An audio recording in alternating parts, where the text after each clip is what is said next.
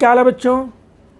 देखो ऐसा केमिस्ट्री का जो पेपर 7 तारीख को हुआ है, पेपर बहुत ही बढ़िया आया है और बच्चों का जो फीडबैक है वो ये है कि जो हमने लास्ट में 5 सेट दिए थे, मतलब 90% पेपर तो या तो उसी टाइप के क्वेश्चंस या सेम क्वेश्चंस मिले हैं। तो आप लोगों को अपना इसी टाइप से फिजिक्स की भी वीडियो कुछ अपलोड करवा रहा हूँ। हो सकता है कि मैथ या CS की करवा दूंगा, अगर मिल जाएगी वीडियो कुछ तो ठीक है। मतलब ये समझ लो कि पूरा 1 महीना आप लोगों के साथ हूँ अच्छी तरह से।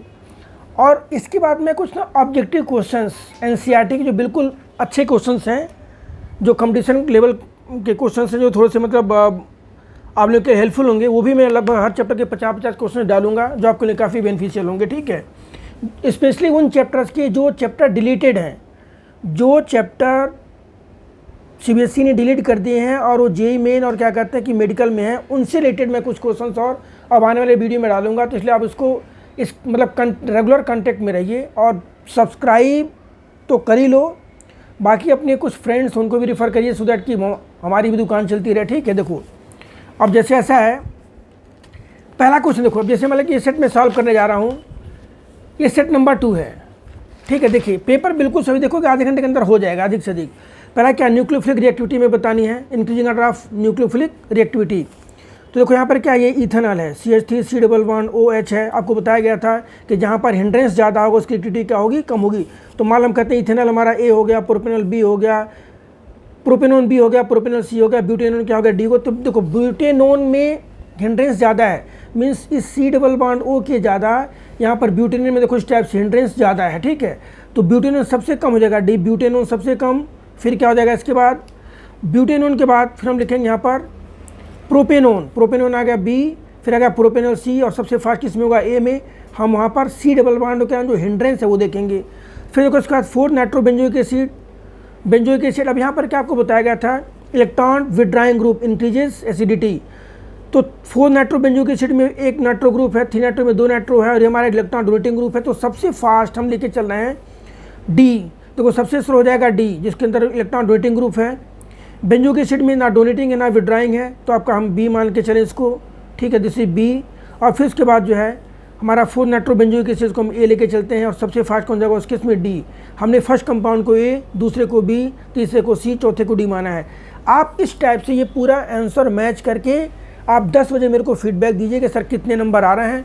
ठीक है, तो नेक्स्ट बेटा क्लेमेंसन रिएक्शन आपको बताया था इस टाइप से कि carbonyl compound undergoes reduction in presence of zinc अमालगम and form क्या हाइड्रोकार्बन। आप कोई हाइपोथेटिकल रिएक्शन दे सकते हो, जैसे हमारा CH3 C double bond O, CH3 हमने क्या ऐड किया यहाँ पर Zn और Hg, इसका हुआ रिडक्शन, हम 2H2 ऐड होता है, क्या बन जाएगा CH3 CH2 और ये CH3। देखो सिंपल ये लिखना था आपको, 1 नंबर मिल जाना था।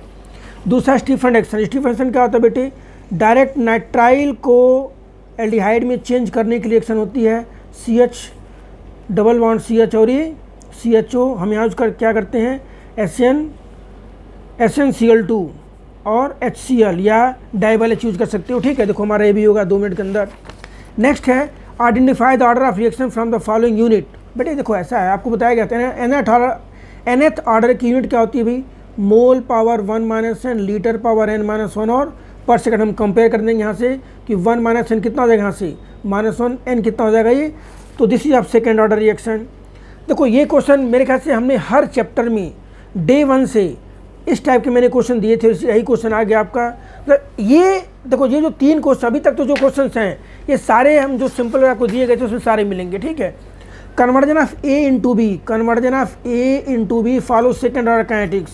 तो हम क्या लिखेंगे यहाँ पर R = K और A पावर 2। तो पूछा गया है if concentration of H increase to 3 times, यानी कि क्या हो जाएगा R1 become 9R, means rate of reaction become 9 time. ठीक है, तो रेट ऑफ रिएक्शन का मतलब क्या, rate of formation of B या rate of disappearance of A, दोनों सेम है। ठीक है, राइट एक्सप्रेशन। देखो अक्सर बच्चे इसमें कंफ्यूज है, कुछ नहीं सिर्फ फॉर्मूला लिखना था बेटे, 0 ऑर्डर का क्या फॉर्मूला होता है, T = A0 - A/K, direct form लिखते हैं यहाँ पर, 0 ऑर्डर रिएक्शन के लिए फॉर्मूला होता है। ठीक है, फिर देखो यहाँ पर क्या, अब एक सेक्शन ए में देखो ये क्वेश्चन थे। ये सेक्शन बी में जो 4th क्वेश्चन है, डिफाइन कोएगुलेशन बताया गया था कि process of converting freshly prepared precipitate not ठीक है, process of converting colloidal solution into precipitate by adding suitable amount of electrolyte is known as coagulation. एक था आपका हार्डी-सूज रूल, आपको बताया गया था कि oppositely charge electrolyte to that of colloids is responsible for coagulation. Second point था कि coagulation is directly proportional to charge carried by electrolyte. Electrophoresis, मतलब ये करने के बाद थोड़ा इलेक्ट्रोफोरेसिस आप ऐसे ड्रा भी कर सकते थे इस टाइप यूट्यूब लेकर के, इसमें क्या लगा देते थे, इलेक्ट्रो लगाते थे और थोड़ा मतलब, क्योंकि देखो टाइम भी तो पास करना था ना, इतने मतलब नंबर तो आपको एक लाइन में मिल जाएगा, लेकिन ये बना के थोड़ा सा और एग्जामिनर खुश हो जाएगा। ठीक है, इलेक्ट्रोफोरेसिस क्या डिफाइन करोगे कि process phenomena of migration of colloidal particle towards respective electrode under the influence of electric field is called electrophoresis. फिर देखो उसके बाद डिफरेंस बिटवीन फिजियोसॉप्शन एंड केमिसॉप्शन बताया गया था, 2-3 डिफरेंस, ये 3 नंबर का है, कम से कम 3-4 पॉइंट लिख दीजिए। पहला क्या था भाई, फिजियोसॉप्शन में adsorbate and adsorbent are held by weak bond or force of attraction held by weak strong chemical bond. Enthalpy of adsorption is 20 to 40 kilojoule पर मोल, यहाँ क्या था 40 to 400 किलोजूल पर mole. Multi layered, mono layered, no compound is form, chemical compound is form, not specific in nature, highly specific in nature. इस type से 3-4 point आपको, ये सारे क्वेश्चन जो है अभी तक के सबसेट में मिल जाएंगे आपको। देखो इसके बाद फिर देखिए, right IUPAC name of the following complex, इसका क्या था भाई, हेक्सा AMM, बार बार हर क्लास में बोलता था कि AMM लिखना, हेक्सा एमाइन प्लेटिनम 4 और फिर ये chloride, hexa amine platinum 4 chloride. यहाँ देखो पूछा गया है कि D4 कन्फिग्रेशन का आपको ऑक्टाहेड्रल में लिखना है, क्या D4 का D4 क्या नाम है कन्फिग्रेशन का आपको लिखना है, ऑक्टाहेड्रल में कन्फिग्रेशन लिखना है। वेन कब, जब पेयरिंग एनर्जी ज़्यादा है। पेयरिंग ज़्यादा होने का मतलब क्या, कहाँ पेयरिंग नहीं होगी। हम क्या लिखेंगे यहाँ पर, ऑक्टा में क्या होता है भाई, देखो ऑक्टा में होता है T2G और EG। T2G में कितने इलेक्ट्रॉन्स ऑर्बिटल्स होते हैं, 3, EG में होते हैं 2, 4 है, पेयरिंग होगी नहीं, 1 2 3, और ये फोर्थ हम क्या लिखेंगे T2G3 और EG1। मतलब पेपर तो इस बार ये पेपर ने मिल के गाजर का हलवा बना करके भेजेंगे, हर बच्चा खा के चला है, लेकिन हाँ उसमें वही बच्चा फुल बाय फुल लाएगा जो थोड़ा सा पेशेंस के साथ काम किया होगा। ठीक है, बहुत अच्छा पेपर है। ठीक है, देखो नेक्स्ट इसके बाद वाटर हेट्रोलेप्टिक कॉम्प्लेक्स की coordination complex having different type of ligands, मान लो हम ऐसे लिख सकते हैं, हेट्रोलेप्टिक कॉम्प्लेक्स क्या बन सकता है, तो कुछ टाइप से आपको बताया गया था। फॉर एग्जांपल K4 Fe, यहाँ क्या लिखोगे CN ट्वाइस Cl2 Br2, इसमें देखो 3 टाइप के लिगेंड्स हो गए, तो this is known as heteroleptic complex. फिर आ जाओ भाई, IUPAC नाम के अकॉर्डिंग इसका फॉर्मूला बताना था। देखो पेंटामाइन नाइट्राइटोएन, पेंटामाइन देखो ऐसे लिखोगे क्या, पेंटामाइन नाइट्राइटोएन का मतलब क्या, NO2, नाइट्राइटोएन कोबाल्ट थर्ड, देखो कोबाल्ट हो गया, और थर्ड लिखने का मतलब क्या कि यहाँ पर 3 है प्लस 0 है, -1 कितना चार्ज होगा यहाँ पर +2। ठीक है, नेक्स्ट है टेट्रासाइनो टेट्राहाइड्रोक्सो जिंकेट, देखो जिंक हो गया, हाइड्रोक्सो का मतलब क्या OH हो गया, टेट्राहाइड्रोक्सो जिंकेट कितना है, सेकंड है तो 2 - 4 कितना चार्ज आएगा -2, हम लिखेंगे यहाँ पर -2। देखो फिर डिफाइन करना कि what is crystal free splitting energy, एक लाइन में कि energy difference between T2G and EG set is known as crystal free splitting energy. Write any two consequences of lanthanide contraction. Simple क्या बताया गया था, difficulty in separation of lanthanide. Second क्या बताया गया था, similarity in property of element of same group belonging to second and third transition series. ठीक है, और क्या कह सकते हो कि basicity of hydroxide decrease from left to right. अब देखो नेम, सिर्फ यहाँ पर नाम लिखना था बेटी, एक नंबर में सिर्फ नाम लिखना था। देखो कितना 2 पॉइंट लिखना था यहाँ पर, 2 नंबर, एक नंबर के, और एक एलिमेंट का नाम लिखना था। Name the element of 3D series, फिर exhibit largest number of oxygen state, कौन सा है बेटे, Mn है। Mn कितना शो करता है, +7 तक शो करेगा। देखो next question number 7, draw the graph. अब देखो ये ग्राफ दिया गया है यहाँ पर, इसको ऑब्जर्व करना है। तो मैंने आपको हिंट बता दिया था कि अगर किसी भी एक्सिस पर लॉग है तो क्या होता है भाई, वो फर्स्ट ऑर्डर का होगा। देखो सिंपल लिखना है क्या, फर्स्ट ऑर्डर। इसका स्लोप क्या होता है, ध्यान देना, K/2.303 इसका स्लोप हो जाएगा। अगर ये नेगेटिव ऐसे आता तब होता -K, अब यहाँ क्या K/2.303 स्लोप हो जाएगा। What is relationship between K and T12, formula क्या हो गया भाई, T12 = 0.693/K, देखो ये हो गया सिंपली। तो देखो 3 वर्ड लिखना था और 3 नंबर मिल गए आपके। मतलब इससे बढ़िया क्वेश्चन और इससे सिस्टमेटिक बिल्कुल बैलेंस क्वेश्चन है।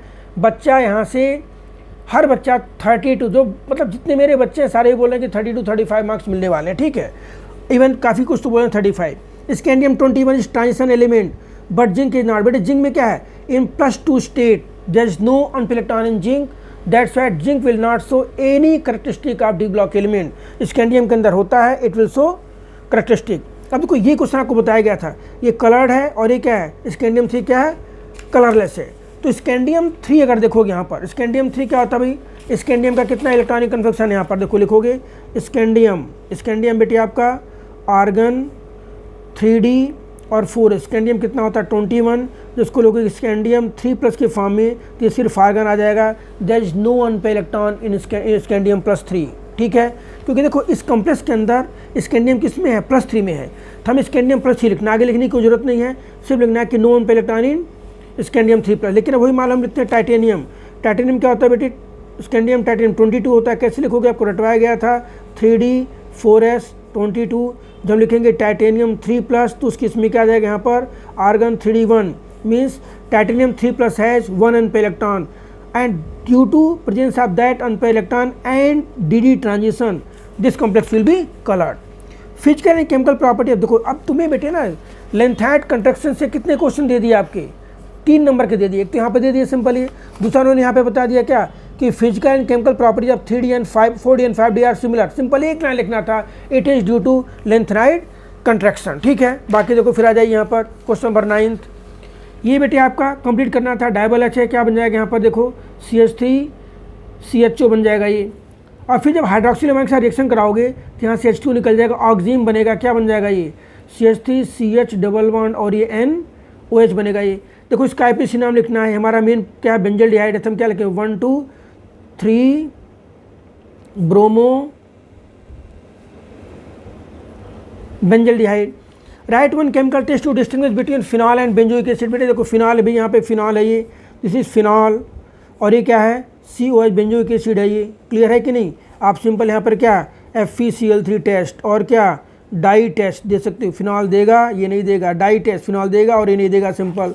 अगर मान लो डाई टेस्ट लिखना है तो आपको बार बार इस बार बताया गया था, यहाँ पर क्या लिखोगे N2 + Cl- प्लस यहाँ पर फिनॉल लगा दोगे इस टाइप से, फिनॉल आ गया, ये HCl यहाँ से निकल जाएगा, क्या बन जाएगा बेटे देखो इस टाइप से, यहाँ बनेगा आपका N डबल बॉन्ड N और फिर यहाँ पर पैरा हाइड्रोक्सी जो बेंजीन, या इसको हम क्या कहते हैं orange dye, this is para hydroxy जो बेंजीन और ऑरेंज डाई, देख लो, ठीक है।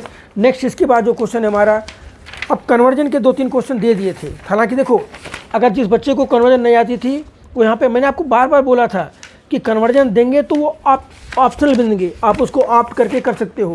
देखो हालांकि कन्वर्जन कोई ज़्यादा लेंदी नहीं है, क्या पहले मान लो क्या पूछा गया है, ये बेंजोइक एसिड है, हमें क्या बनाना है बेंजोइक एसिड से बेंजल डिहाइड, वेरी गुड कन्वर्जन, ये बेंजोइक एसिड टू बेंजल डिहाइड, हमने क्या बनाया भाई, हमने बना लिया बेंजोइक एसिड से बेंजोइल क्लोराइड COCl बना लिया ये, ठीक है, और फिर यहाँ से बना लिया बेंजल डिहाइड, यहाँ क्या डाल दोगे SOCl2, यहाँ क्या डाल दोगे, इसके बाद आप यहाँ पर PDBSO4 जिसका नाम है रोजनमुंड रिडक्शन ये कर सकते हो। दूसरा प्रोपेनवानॉल टू 2 ब्रोमो प्रोपेनोइक एसिड, देखो अब यहाँ पर इन्होंने अच्छा कन्वर्जन दिया, वैसे प्रोपेनवानॉल क्या है CH3 CH2OH 2 bromo propanoic acid CH देखो यहाँ पे क्या Br आ गया, और ये देखो सिंपल हम पहले इसको किस में चेंज कर लेंगे, हम यहाँ पे डाल देंगे KMnO4, तो KMnO4 का स्ट्रॉन्ग ऑक्साइडिंग एजेंट है, ये किस में चेंज कर देगा इसको बच्चों CH3 CH2COOH, और बाकी यहाँ पर फिर कुछ नहीं, Br2 और रेड फास्फोरेट लगा दोगे तो HBZ रिएक्शन हो जाएगा सिंपल यहाँ से, ठीक है, HBZ reaction 2 bromo propanoic acid.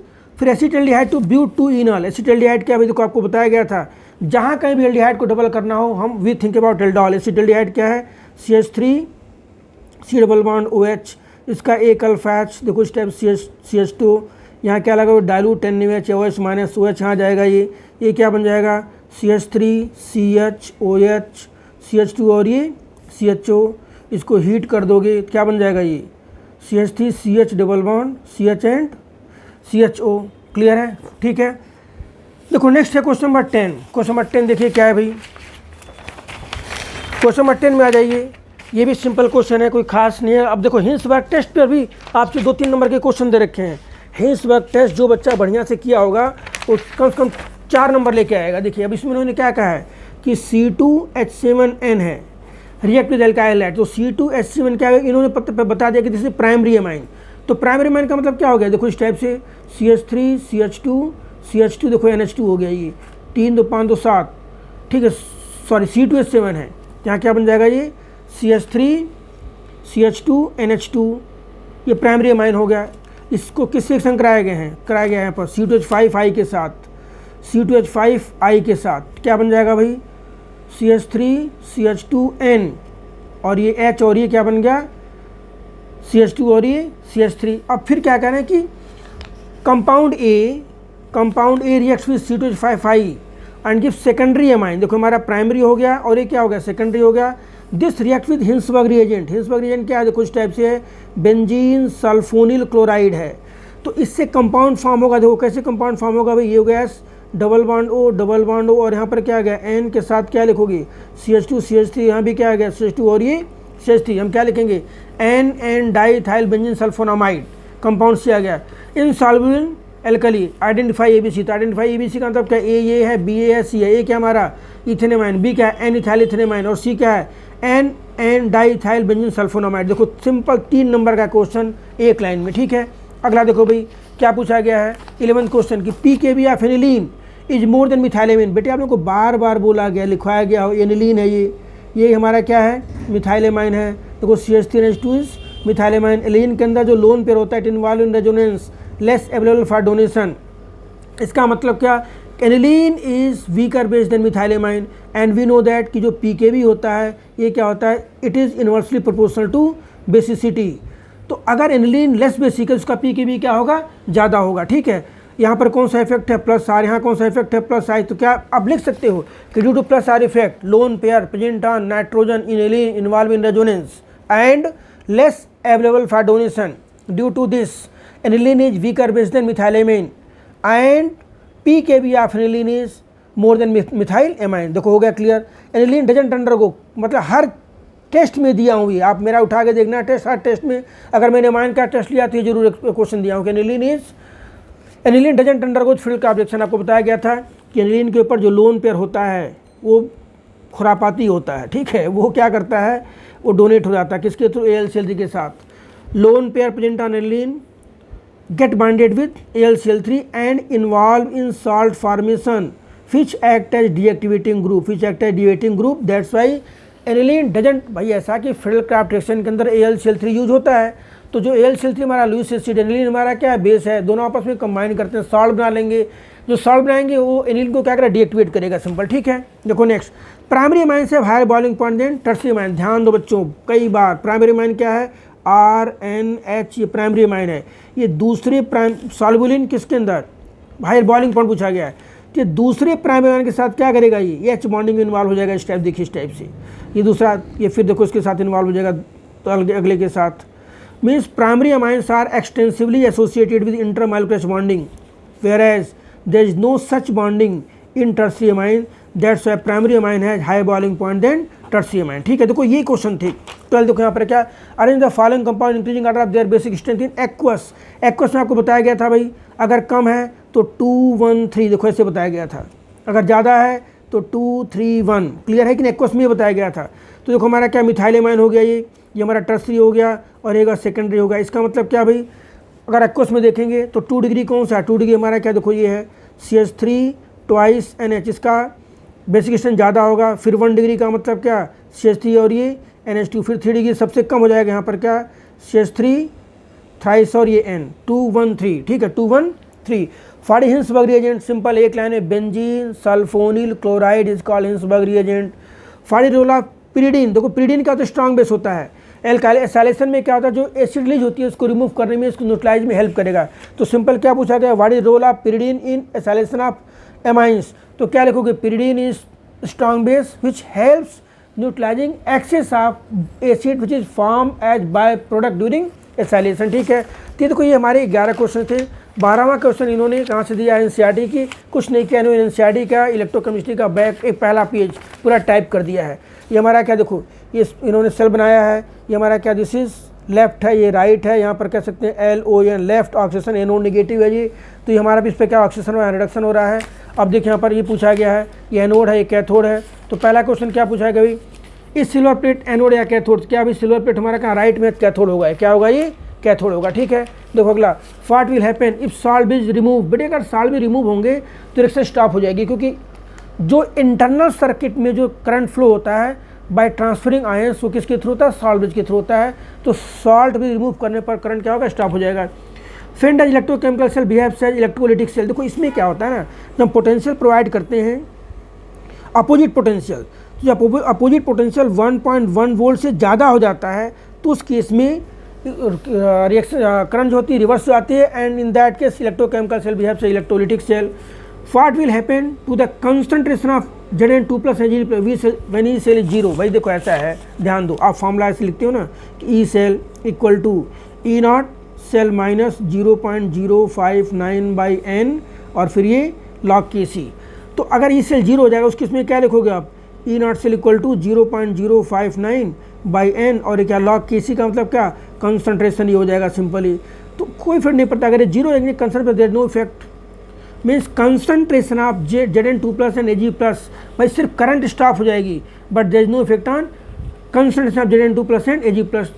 Five does conductivity of solution decreases with dilution. कई बार हटवाया गया आपको कि on dilution number of ions per unit volume क्या होता है, डिक्रीज होगा, that's why conductivity decreases always. Doesn't matter कि इलेक्ट्रोलाइट हमारा क्या है, स्ट्रांग है कि वीक है। देखो इसका आर पार्ट क्या है, हमें मोलर कंडक्टिविटी दिया लैम्डा सी क्या होता है भाई, कप्पा इंटू 1000/c। तो हमें मोलर कंडक्टिविटी कितनी, ये सी दिया गया है, this is molar conductivity 138.9 equal to kappa into 1000/c कितना हमारा 1.5। तो अब यहाँ से के कैलकुलेट कर सकते हो। के कैलकुलेट कैसे कर निकालोगे भाई, यहाँ से देखिए के कितना हो जाएगा, जो के हो जाएगा आपका kappa, K means kappa equal to 139.9 into 1.5/1000। तो ये आप मल्टीप्लाई करके देख लो, मैं मल्टीप्लाई करके लिख दे रहा हूँ इसमें, तो ये हमारी वैल्यू आ जाएगी।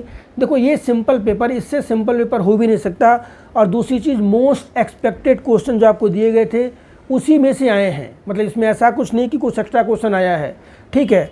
तो आई डोंट थिंक इसमें कोई बच्चा, देखो मिनिमम वर्स्ट केस में भी 30 मार्क्स तो हर बच्चे के आने चाहिए। तो यहाँ पर 0.02 आ गया, कितनी आ गई भी कंडक्टिविटी, अराउंड 0.02 साइमन cm² पर मोल। तो ये जो क्वेश्चन है, देखो जो पेपर है ये 30 to 35/35 हर बच्चे को लाना चाहिए, इसमें कोई दिक्कत है नहीं। इवन एक टॉपिक से रिलेटेड 2-3 क्वेश्चन आ गए, ऑल द बेस्ट, उसमें कोई दिक्कत नहीं फर्दर पेपर के लिए। आप लोग बस ये देखते रहो क्योंकि मैं इसमें अभी और वीडियो कुछ ऑब्जेक्टिव क्वेश्चंस के भी डालने वाला हूँ, ठीक है। चलिए, बेस्ट ऑफ लक।